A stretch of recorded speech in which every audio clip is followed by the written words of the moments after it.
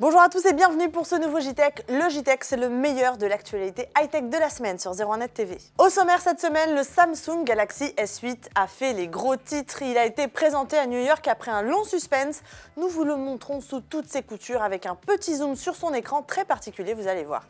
Et ce Galaxy S8 est accompagné notamment d'un nouveau dock pouvant le transformer en PC, le DeX. Vous en saurez plus dans ce JTech. On parlera jeu avec Mass Effect qui est sorti ce mois-ci. Il était très attendu, mais a-t-il conquis une journaliste de 100% gaming? On restera dans l'univers du jeu avec un PC de Dell taillé pour le gaming, l'Alienware 13 R3. Et enfin une appli de saison, je n'en dis pas plus, elle vous sera présentée par Jean-Marie Portal. Le JTech chaque semaine, c'est le best-of des vidéos de la semaine sur 01net TV.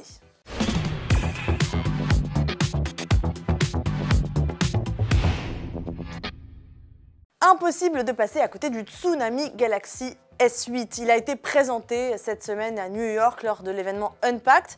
Eh bien, c'est son écran notamment qui a fait couler le plus d'encre, un écran au bord incurvé et ce DeX, un dock qui permet de transformer ce smartphone en PC. Revu en détail avec François Sorel et Jérôme Colombin. Ce Galaxy S8, ce qui frappe dès qu'on regarde ce téléphone, c'est la grandeur de l'écran. L'écran qui fait pratiquement toute la surface du téléphone. On voit qu'il y a simplement des petites bordures noires en bas et en haut. Regardez, même le bouton Home, en fait, n'est plus sur la bordure noire. Il est carrément incrusté dans l'écran, ici même. Et alors, la particularité de ce téléphone, c'est qu'on se retrouve avec un gabarit d'un téléphone traditionnel avec un écran beaucoup plus grand. Le Galaxy S8 existe en deux modèles, le S8 et le S8 Plus. On est sur du 5,8 pouces sur ce modèle, donc le plus petit, et 6,2 sur le S8 Plus. Regardez jusqu'où vont en fait les bordures de l'écran. C'est ce que Samsung appelle l'Infinity Display. L'écran déborde en fait sur le côté comme les précédents Galaxy S6 et 7. Mais là, Samsung va encore plus loin dans le design. L'écran, c'est du Super AMOLED. Donc Quad HD+, il est compatible HDR Premium. On peut imaginer que demain, du contenu Netflix et même Amazon Prime Video soit compatible HDR. Alors c'est un gadget, c'est du marketing, mais disons qu'on aura encore une qualité d'image pour regarder des films ou des séries sur ce téléphone qui seront améliorées. Alors ce design borderless, c'est pas Samsung qui l'a inventé. On se souvient de Xiaomi qui a sorti il y a quelques mois de cela un téléphone avec justement les bords vraiment très très fins. C'est le cas aussi du G6 de LG qui a été présenté au Mobile World Congress. Mais là, la grosse différence, c'est l'écran Super AMOLED qui sublime en quelque sorte l'appareil. Et on peut imaginer que les téléphones qui vont sortir cette année, les téléphones haut de gamme, comme par exemple l'iPhone 8, aura aussi cette particularité d'avoir des bords très très fins et un écran qui déborde sur le téléphone.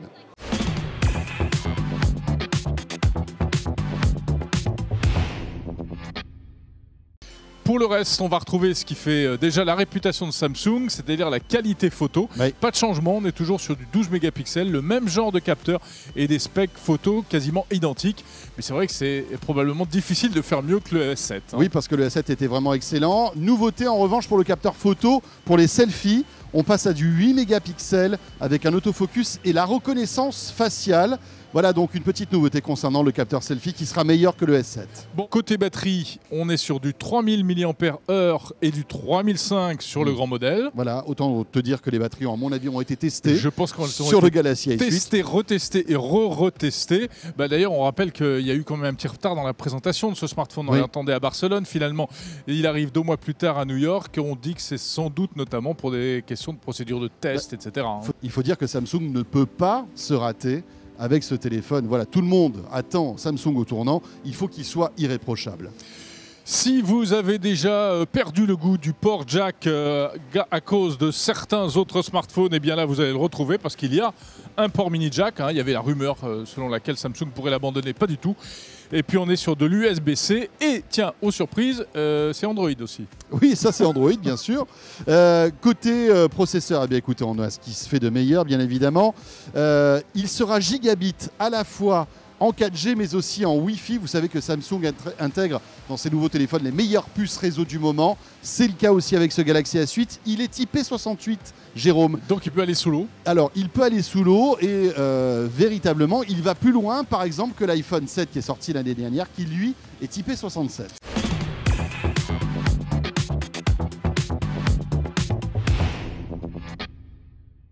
Ce que vous voyez derrière moi qui s'affiche sur l'écran, vous vous dites tiens, c'est un ordinateur, c'est un PC.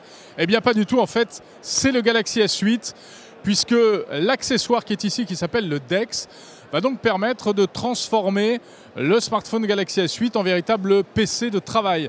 Comment ça fonctionne? Bien, sur cette petite base, on pose le téléphone et il se connecte à n'importe quel écran d'ordinateur. On peut y raccorder n'importe quel clavier ou souris, non pas directement en Bluetooth. Il faudra, dans ce cas, si on veut utiliser des périphériques Bluetooth, passer par un dongle USB. Et ensuite, on va utiliser en fait une version d'Android qui a été un petit peu modifiée, retravaillée, musclée par Samsung pour pouvoir s'afficher sur un grand écran. Et ça va nous permettre de gérer toutes nos applis. Par exemple, pour les professionnels qui ont à faire des présentations style PowerPoint et autres. L'intérêt de la chose, c'est qu'en plus, ça recharge votre smartphone. Ce qui est amusant, c'est de constater qu'il y a un ventilateur intégré sur ce petit dock, ce qui laisse penser que, eh bien, on va beaucoup solliciter le mobile pour pouvoir afficher tout cela sur l'écran. On espère que ça ne nuit pas aux performances en termes d'affichage.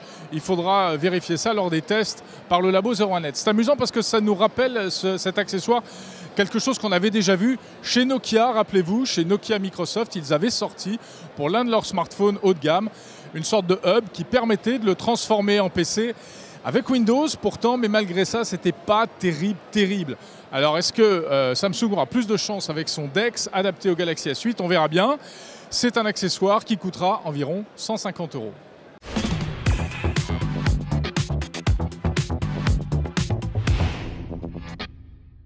Et on vous donnera bien entendu tous les résultats de notre Labo 01net dans les prochaines semaines. Restez attentifs. On va passer maintenant au jeu. Mass Effect Andromeda est sorti ce mois-ci, c'était une grosse attente. Est-ce qu'il a convaincu nos journalistes de 100% Gaming? Réponse tout de suite. Ça aurait dû être le jeu du mois. Ça aurait dû. Ça aurait dû être sur le le jeu du mois. papier, il avait tout pour être le jeu du mois. Le jeu de mi-mois, parce que le jeu Voilà. du mois, c'est Zelda ou Horizon pour moi, Oui, c'est le début de mois. C'est vrai. Si Mais on en veut. tout cas, en deuxième partie de mois, c'était. En tout cas, celui-là, il aurait dû nous emmener jusqu'à l'E3, Tranquillou. tranquillou. Tranquillou. Mais j'ai l'impression qu'il y a quand même Oui, une petite amertume chez vous. Qu'est-ce qui se passe, les amis? Ça pêche un peu, quoi. Ça pêche un peu la réalisation du jeu. Bon, non, je pense que nos spectateurs ne se seront pas privés, je pense, d'aller voir un petit peu tout ce que la presse spécialisée a pu en dire, qu'elle soit online ou papier. Effectivement, il y a un petit problème dans les animations des visages, c'est indéniable. On ne va pas revenir dessus. Effectivement, c'est peut-être ce qui fait finalement le plus de tort au jeu. Parce qu'après, pour le reste, alors après, on peut trouver que c'est moche, on peut trouver plein de choses, etc. C'est pas mon avis. Moi, je trouve que le jeu est plutôt pas mal réussi dans ses environnements extérieurs. C'est plutôt joli. Et l'histoire, ce qui est quand même la base du Mass Effect, c'est tout ce qui constitue, c'est un bouquin de science-fiction. Tout ce qu'il y a à lire. Alors, bien sûr, si vous n'aimez pas lire, ne jouez pas à Mass Effect si vous n'aimez pas lire. Parce que énormément de choses se résolvent, oui, par le langage, par les échanges, par le dialogue. En fait, on n'est pas toujours obligé de prendre son pistolet et de le coller sur la tempe de l'ennemi pour arriver à ses fins. Donc il faut un peu réfléchir. Il faut réfléchir, Oula, et puis... Oula, faut réfléchir, ça va. Enfin, il n'y a pas non plus voilà, il n'y a pas de considération métaphysique à avoir, mais faut avoir Cela dit, dans conscience Zelda que... aussi, il faut réfléchir. Hein, autrement, Ah, faut réfléchir pour les énigmes, mais il faut pas trop lire par contre. Non, C'est faut pas plus, trop lire. c'est plus, Mais voilà, celui-là digeste. se lit comme un bouquin de science-fiction. Et voilà, après, bon, le mode solo, il est dingue. Enfin, clairement, il y a de quoi y passer des heures. Il y a un mode multi aussi, donc là qu'on voit à l'écran, qui est assez particulier. Je dois bien avouer, j'ai pas accroché tout de suite. C'est un peu c'est de la dégomme de vagues d'ennemis. Bon, pour faire simple, j'avais l'impression de jouer un peu à Gears of War 4, quoi.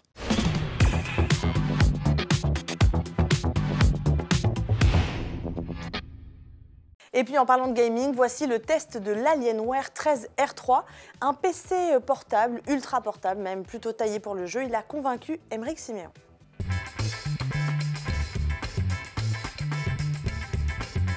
Alors oui, on va pouvoir jouer à tout, en Full HD du moins, en mettant un bon gros niveau de détail, sans toutefois trop quand même charger la mule, parce que mine de rien, la configuration, notamment graphique, va pas permettre de pouvoir monter jusqu'à la 4K à fond, quoi.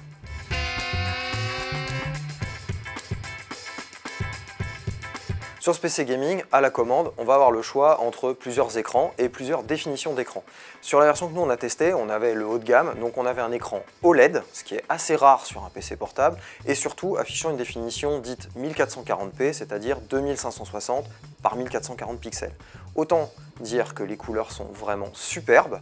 Le taux de contraste est dit infini, puisqu'il a atteint 999 099. En revanche, côté luminosité, on a été un tout petit peu déçu, mais sinon, enfin, c'est très bien pour jouer.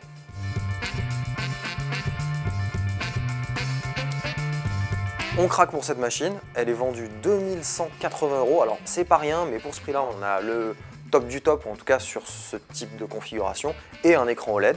Néanmoins, pour ma part, je choisirais plutôt une version en écran Full HD, avec toujours la 1060, qui n'est pour l'instant pas disponible sur le site, mais qui va arriver dans les prochaines semaines, ce qui va faire, bien sûr, baisser un tout petit peu l'addition.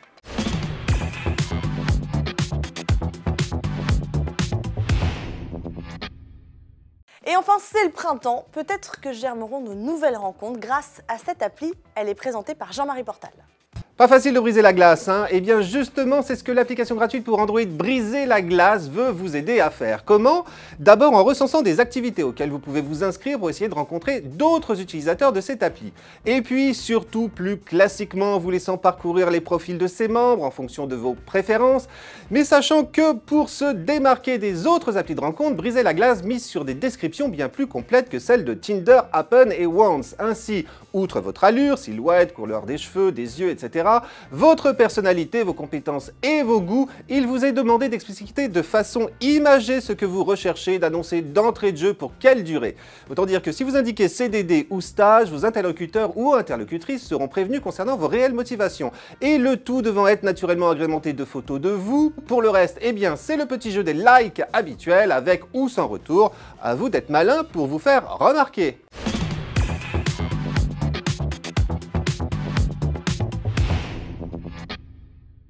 Et c'est ainsi que se termine ce JTech. Merci beaucoup de l'avoir suivi. Vous pouvez, comme chaque semaine, commenter et partager cette vidéo. Quant à moi, je vous souhaite un excellent week-end et je vous dis à la semaine prochaine.